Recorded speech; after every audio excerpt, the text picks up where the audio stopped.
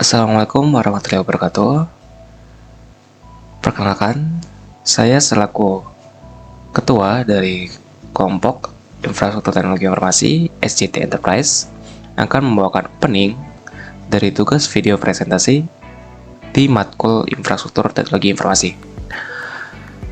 Kelompok kami bernama SCT Enterprise dengan membawakan topik sebanyak tiga topik. Yang pertama adalah konsep ketersediaan. Yang kedua adalah sistem operasi atau OS, operation system. Yang ketiga adalah perangkat pengguna akhir atau end user. Oke. Di tugas presentasi ini kita akan meringkas apa yang ada di laporan atau tugas sebelumnya. Tugas 1A, 1B, 1C. Dan 1D ini kita akan membawakan tugas presentasinya. Perkenalkan terlebih dahulu, nama saya Dava Sidik Hidayat dengan NIM 22 11 20 856, dan seperti yang kalian lihat di bagian slide ini ada anggota-anggota saya. Yang pertama adalah Faiza Nadia, yang kedua adalah Irfan Budi Butar-Butar, dan yang ketiga ada Jesslyn Natawijaya, dan yang keempat ada Muhammad Raka Akbar, dan yang terakhir ada Cynthia Ruth Sofia Pasaribu. Saya Jesslyn Natawijaya dengan NIM 221222753. Apa itu konsep ketersediaan? Menurut KBBI, ketersediaan mengacu pada keadaan di mana sesuatu dapat diakses, digunakan, atau ditemukan pada waktu yang diperlukan. Sehingga, dalam konteks teknologi informasi, ketersediaan mengacu pada suatu sumber daya teknologi informasi yang dapat diakses, digunakan, atau ditemukan pada waktu yang diperlukan. Teknologi informasi adalah suatu teknologi yang apapun yang dapat membantu manusia untuk membuat, mengubah, menyimpan, mengomunikasikan, serta menyebarkan informasi. Dalam konteks ketersediaan, teknologi informasi sangat berperan penting karena mengacu pada aksesibilitas dan kegunaan sistem, aplikasi, dan data. Ketersediaan memastikan bahwa sistem dan layanan dapat diakses dan beroperasional secara konsisten sehingga memungkinkan pengguna untuk mengakses dan memanfaatkan informasi yang diperlukan. Menjangkau konsep ketersediaan. Ketersediaan dalam teknologi informasi berperan dalam berbagai aspek di kehidupan kita. Yang pertama, marketplace. Dalam efektivitas bisnis media sosial, teknologi informasi berperan untuk menunjang penjualan di marketplace. Dengan adanya teknologi informasi, membuat orang-orang yang berjualan di marketplace maupun media sosial lainnya dapat senantiasa memantau perkembangan bisnisnya. Konsep ketersediaan yang diimplementasikan di setiap marketplace membuat sistem dapat bekerja selama hampir 24 jam sehingga market akan terus beroperasi tanpa adanya gangguan berarti. Dengan adanya ketersediaan media online berupa marketplace, diharapkan dapat membantu untuk memenuhi kebutuhan para penjual dalam menjangkau target konsumennya dan mendengarkan umpan balik dari para konsumen sehingga bisnis dapat bekerja dengan lebih mudah dan efektif. Menjangkau konsep ketersediaan. Ketersediaan dalam teknologi informasi berperan dalam berbagai aspek di kehidupan kita. Yang pertama, marketplace. Dalam efektivitas bisnis media sosial, teknologi informasi berperan untuk menunjang penjualan di marketplace. Dengan adanya teknologi informasi dapat membantu orang-orang yang berjualan di marketplace ataupun media sosial lainnya dapat senantiasa memantau perkembangan bisnisnya. Konsep ketersediaan yang diimplementasikan di setiap marketplace dapat membuat sistem bekerja selama hampir 24 jam sehingga market akan terus berjalan tanpa mengalami gangguan yang berarti. Dengan adanya ketersediaan media online berupa marketplace diharapkan dapat memenuhi kebutuhan para penjual dalam menjangkau target konsumennya dan mendengarkan umpan balik dari para konsumen sehingga bisnis dapat berjalan dengan lebih mudah dan efektif. Selanjutnya ada perpustakaan digital. Dengan berkembangnya teknologi, perpustakaan berevolusi menjadi perpustakaan digital, seperti website yang menyediakan e-book. Hal ini tentu saja membuka suatu alternatif yang dapat dilakukan perpustakaan untuk meningkatkan layanan perpustakaannya, sehingga bisa menjangkau orang banyak. Alasan mengapa perpustakaan harus beralih ke mode digital adalah adanya ketersediaan keuntungan yang ditawarkan teknologi informasi, yaitu yang pertama, sistem pencarian yang dapat mempermudah pencarian buku berdasarkan jenis maupun namanya. Yang kedua, perpustakaan dapat memberikan layanan informasi yang lebih baik. Dengan adanya sistem yang online, membuat kemudahan transfer informasi lebih cepat dan tepat. Yang ketiga, perpustakaan dapat dengan mudah menambah, mengedit, dan menghapus sesuatu tanpa harus langsung berpengaruh terhadap pengalaman UX pengguna. Selanjutnya ada pendukung pembelajaran IPA di sekolah dasar. Ketersediaan infrastruktur dan akses teknologi di sekolah dasar menjadi aspek krusial dalam menggapai masa depan pendidikan. Dengan berkembangnya teknologi, membuat pihak sekolah harus beradaptasi sehingga diharapkan infrastruktur pendukung dan akses teknologi tidak hanya tersedia, tetapi juga terintegrasi secara efektif dalam proses pembelajaran IPA. Selanjutnya ada peningkatan mutu pembelajaran. Perkembangan teknologi informasi telah memberikan pengaruh terhadap dunia pendidikan, khususnya proses pembelajaran. Pendidikan merupakan sarana strategis untuk peningkatan kualitas sumber daya manusia dengan cara memaksimalkan mutu pembelajaran, yaitu pemanfaatan TI. Ketersediaan perangkat TI seperti komputer dapat menunjang mutu pembelajaran dan mempermudah siswa untuk melakukan praktek di lab. Selanjutnya saya serahkan kepada teman saya. Halo, perkenalkan nama saya Muhammad Zaka Akbar dari kelompok SJT Enterprise. Di sini saya akan menjelaskan bab 9 tentang sistem operasi.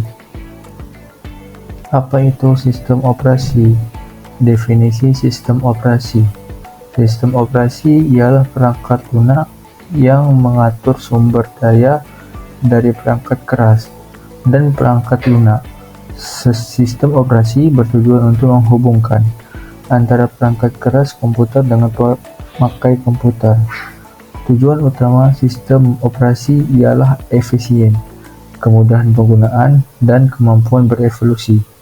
Tujuan operasi sistem adalah sebagai pengatur dan mengelola perangkat baik, perangkat keras maupun lunak, sehingga kedua perangkat ini dapat dipakai. Oke, kita lanjut ke berikutnya. Setelah kita mengetahui apa itu sistem operasi, kita akan memasuki fungsi sistem operasi. Fungsi dasar sistem operasi meliputi antara perangkat keras dan program aplikasi. Ia mengatur penggunaan perangkat keras dan mengendalikan kesalahan dan penggunaan yang tidak perlu. Keamanan sistem operasi penting untuk menjaga integritas, kerahasiaan, ketersediaan data dan sistem. Berikut adalah fungsi sistem operasi, yaitu ada 4: resource manager, manajemen memori, manajemen perangkat, dan manajemen file. Oke, kita lanjut lagi tentang jenis sistem operasi. Sistem operasi yang pertama ialah Microsoft Windows. Microsoft menciptakan sistem operasi Windows pada pertengahan tahun 1980-an. Sampai saat ini, sudah banyak versi dari Windows. Berikut beberapa versi dari sistem operasi Microsoft Windows, yaitu yang pertama Windows Vista, Windows 7, Windows 10, serta Windows 8.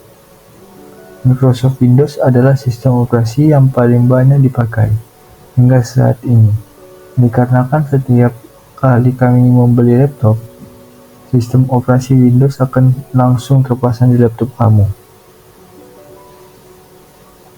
Bagian yang saya akan jelaskan yaitu macOS. macOS adalah sistem operasi yang dibuat oleh perusahaan Apple, sama seperti Microsoft Windows.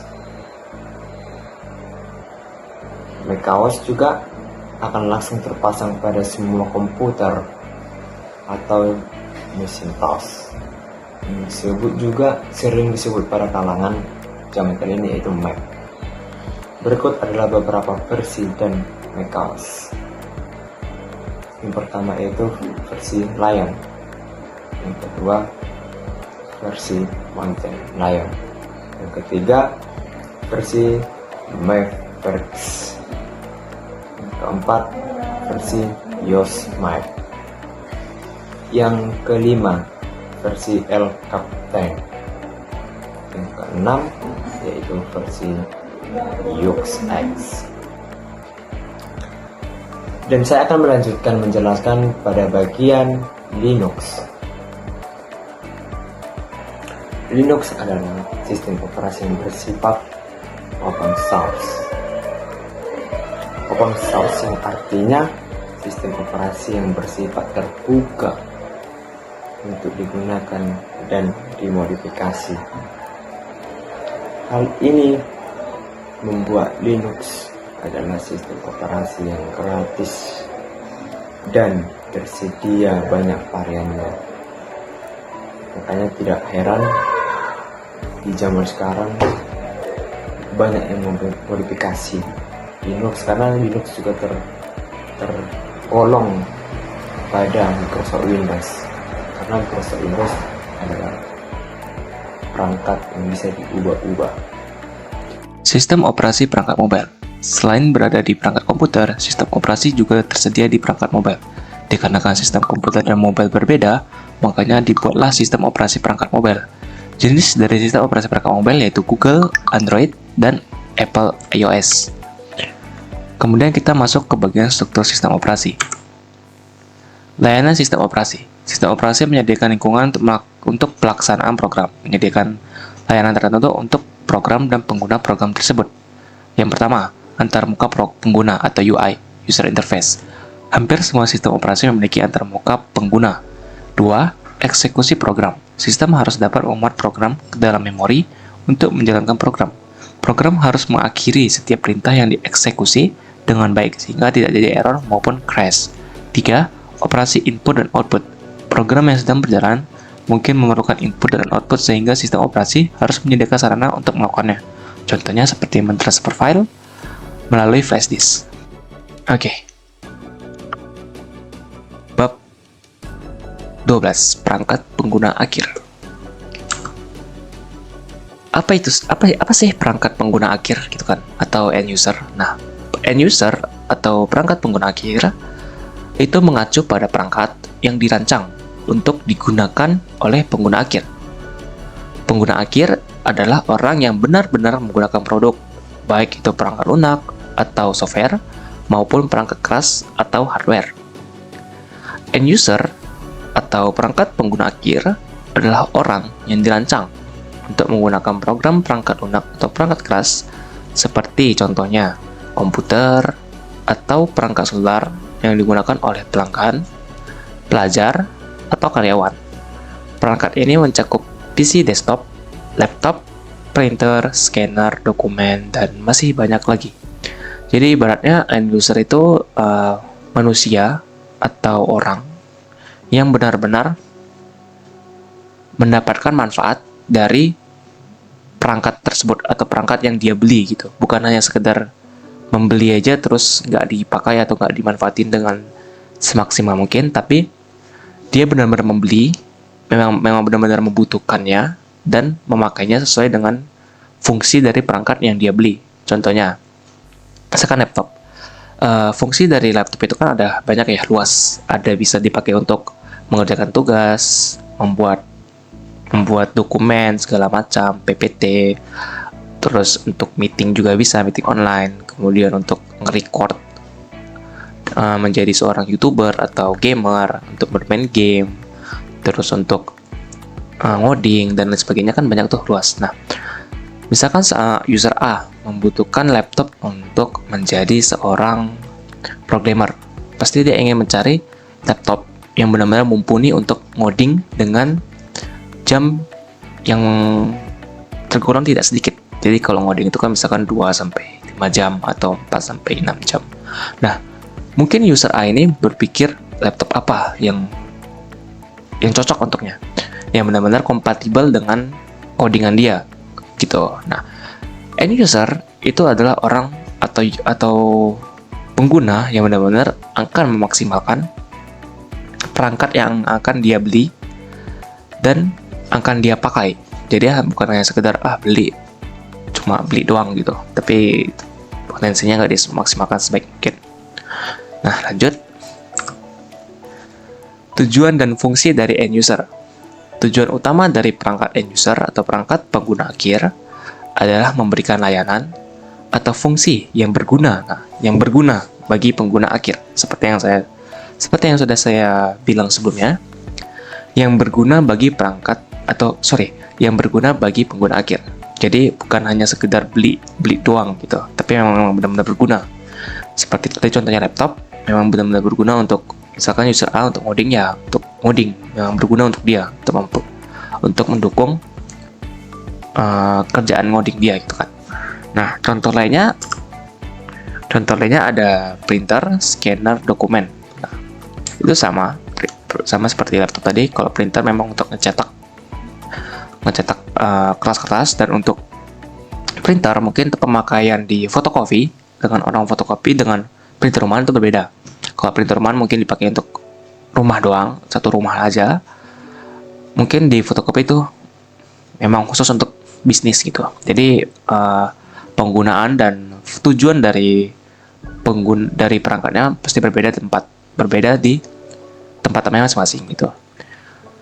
Fungsi dari end user adalah untuk menggunakan perangkat tersebut secara keseharian.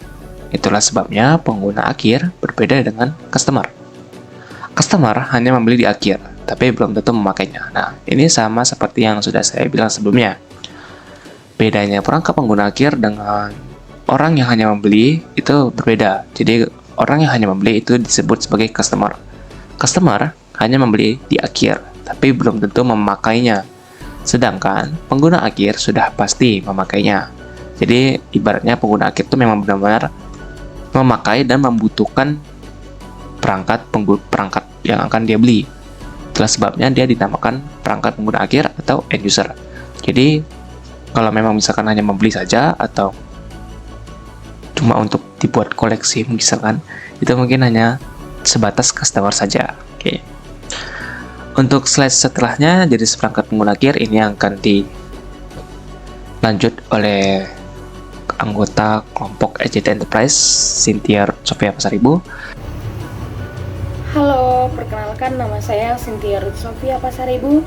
Saya dengan NIM 221122749. Saya dari kelompok SJT Enterprise. Saya akan menjelaskan bagian dari jenis perangkat pengguna akhir. Jenis perangkat pengguna akhir, yaitu 1. Ada desktop PC. Pada tahun 1823, Charles Babbage merancang suatu sistem yang dikenal dengan Difference Engine. Mesin yang dibuat masih sangat sederhana dan mampu menghitung tabel matematis. Dari sini dimulai perkembangan komputer sampai dengan generasi kelima. Komputer yang kita kenal sekarang adalah suatu alat elektronik yang mampu melakukan untuk membuat data tertentu sesuai dengan prosedur. Pada umumnya, komputer mampu untuk melakukan beberapa tugas, seperti menerima input dan memprosesnya, menyimpan perintah-perintah, menyediakan output dalam bentuk informasi, pemindahan data, dan kontrol fungsi. Berikut ada 3 elemen utama dalam komputer, yaitu hardware, software, dan brainware.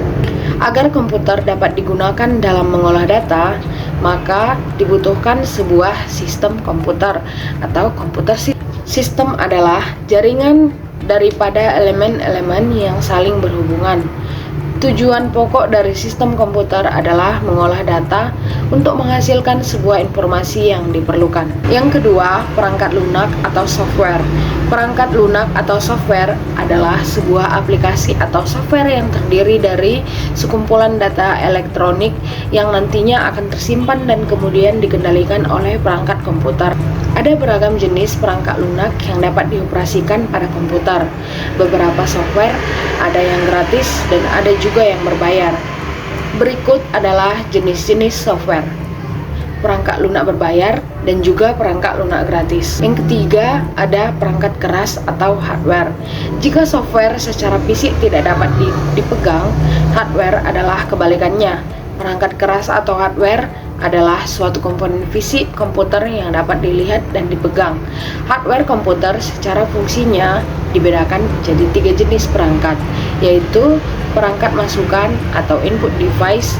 Input device terdiri dari keyboard, pointing device, dan scanner. Perangkat proses. Perangkat proses terdiri dari motherboard, prosesor, memori RAM, dan hard disk. Perangkat keluaran atau output device terdiri dari beberapa, yaitu monitor, speaker, dan printer.